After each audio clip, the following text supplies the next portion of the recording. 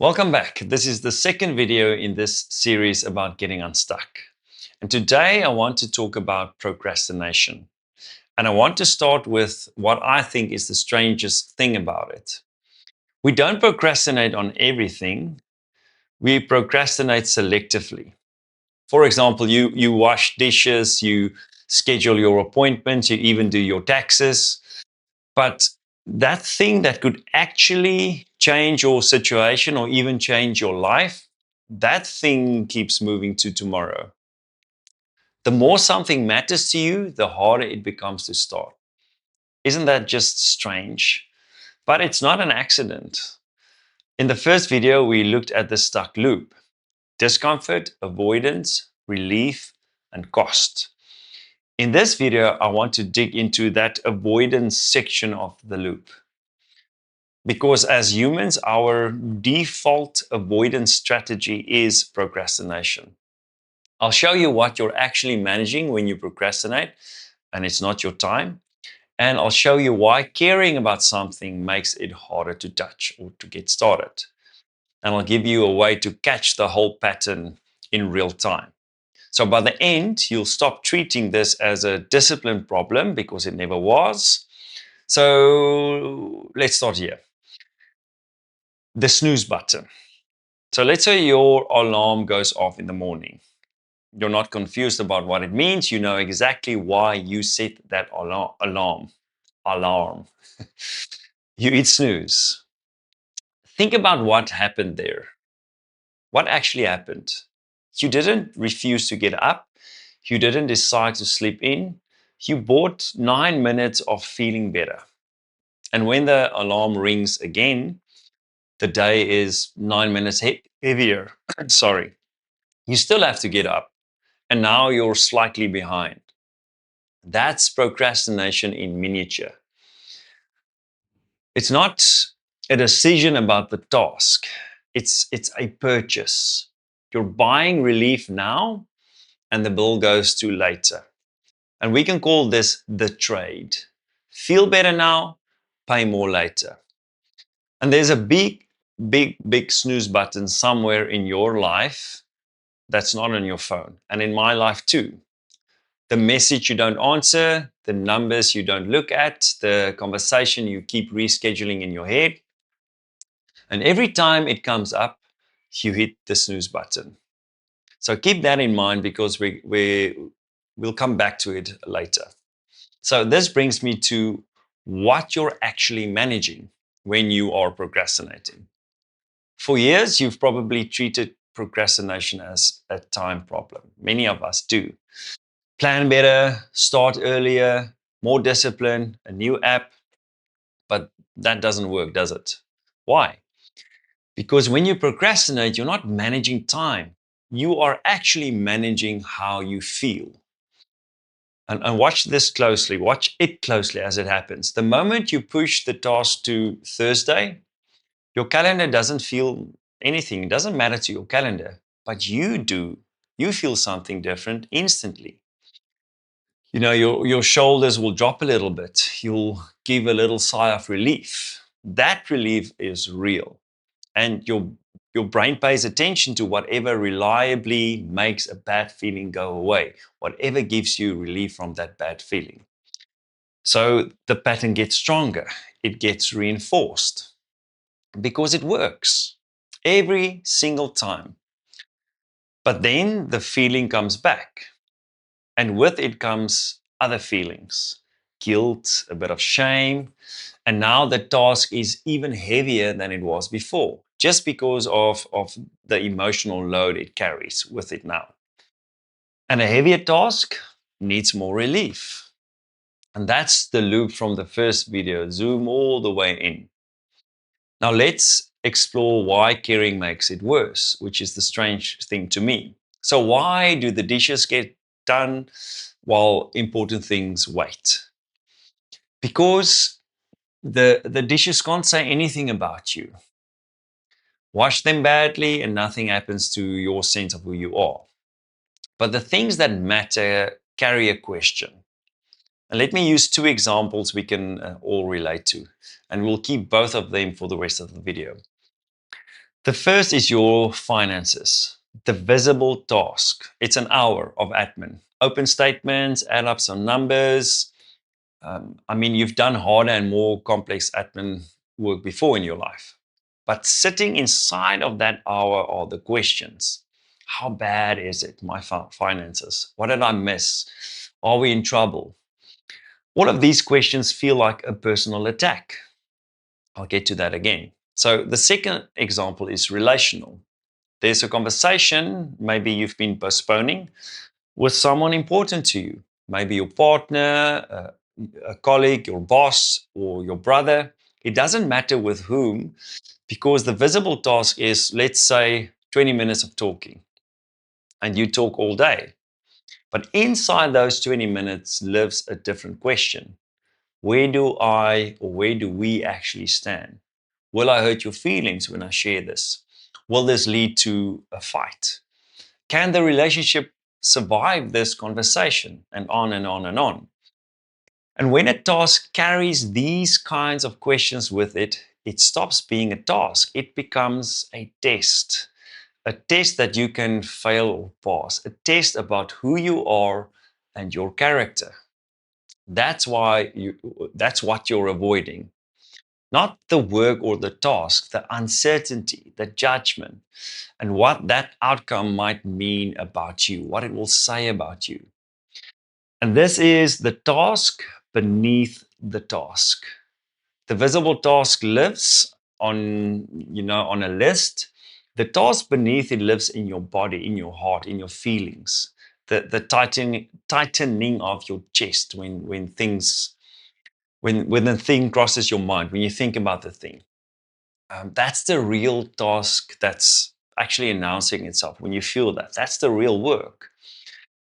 So here's a part of the trade we need to examine. Remember the trade, you purchase now and pay later. So when you say, I'll do it on Sunday, notice what your mind does with Sunday you. Sunday you is apparently a different person, rested, motivated, immune to dread or fear. You would never hand a frightening job to a friend and walk off. But we hand our hardest feelings to our future selves constantly when we procrastinate in this way. We treat that person like a stranger. Then Sunday arrives and you are the stranger. You show up with the same feelings you postponed, plus the weight of the handover. Because the feelings, they don't expire, they wait and they gain weight. So there's no version of you coming down the road who don't have to feel this. That sounds like bad news. It's the way out. If the feeling has to be felt either way, the only real question left is whether you also want to pay for the delay. We can compare this to a weather forecast. Your mind runs a weather service for feelings. Before you touch a task or have the conversation, it hands you a forecast. This will be awful. You won't cope. Storm warning, But have you noticed what usually happens when you finally start 10 or 20 minutes in? You're just working. Or the email that sat there for 3 weeks took like 40 seconds to answer. The conversation you rehearsed for a month was hard for maybe 2 minutes, and then it was just two people talking. So the dread of the thing is almost always worse than the thing. Let me say that again. The dread of the thing is almost always worse than the thing. So your weather forecaster in your mind is not a neutral observer. It's coming from the part of you whose job it is to protect you. So it exaggerates on purpose. You don't have to argue with it or fight it. You just have to know what it is, a forecast. It's not the actual weather. Now, what do you say to yourself at the end of a day of hitting snooze on your life? What's wrong with me? That question. or I'm so undisciplined, or other people just get on with it. I need to be more disciplined or whatever. So watch the trade that just happened. The task was already carrying uncertainty or judgment. Your self-attack added more of exactly that. Now the task is heavier. Tomorrow it will need more relief. So tomorrow you'll postpone it again and beat yourself up again. You see what happens? So you cannot shame yourself out of a pattern that shame is feeding, because you're just giving it fuel, which is why the strongest move here, the most powerful thing to do, is actually soft, gentle. Forgive yourself for yesterday's snooze. Out loud if you have to. Say it out loud.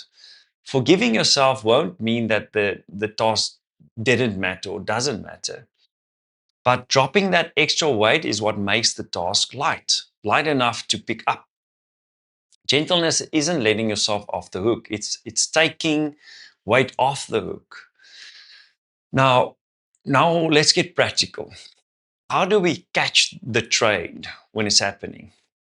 So in the next video, we'll get to the question that maybe gets opened up when we talk about this. How do you actually begin when things feel too big? For this video, for this week, your work is straightforward. I want you to become someone who can see the trade while it's happening. So step 1, pick your snooze button, the one task or relationship that keeps moving to tomorrow. Step 2, for the next 3 days, every time you push it away, don't fight it. Just name the purchase out loud, the trade. I'm buying relief now. The bill goes to later me. Then step 3, name the feeling you just dodged in one word. Uncertainty, judgment, disappointment, whatever it is, give it a name. Step 4, practice staying with the feeling. 60 seconds with the feeling. Without fixing anything, just stay with the feeling. Without starting anything, just feel it. Proving to your nervous system that the weather is survivable. You will be okay. And don't judge what you find. Don't try to fix anything. The feeling is the work. The feeling will give the momentum or create the action. It will open the door. So let's put the whole picture together. Procrastination is a trade. Relief now for a bigger bill later. Caring turns tasks into tests. That's why the important things wait while you do dishes or schedule appointments or do WhatsApp messages, whatever it is. The forecast is not the weather. That prediction is not the actual weather. And shame is fuel. It fuels the pattern, while forgiveness will disrupt the pattern. The trade will keep offering itself. That part won't stop. What changes is that now you can see the price tag. So here's my question to you. Where are you hitting snooze right now in your life? And what's the feeling you need to sit with for 60 seconds to stop paying for the delay? So to help you go deeper with this, I've made a free procrastination pattern breaker workbook. Nice alliteration. It's in the links below, and it turns what you saw in this video into a pattern you can actually map on paper. If this video helped, you see your procrastination differently, please subscribe and follow along. I'll see you in the next one. Bye-bye.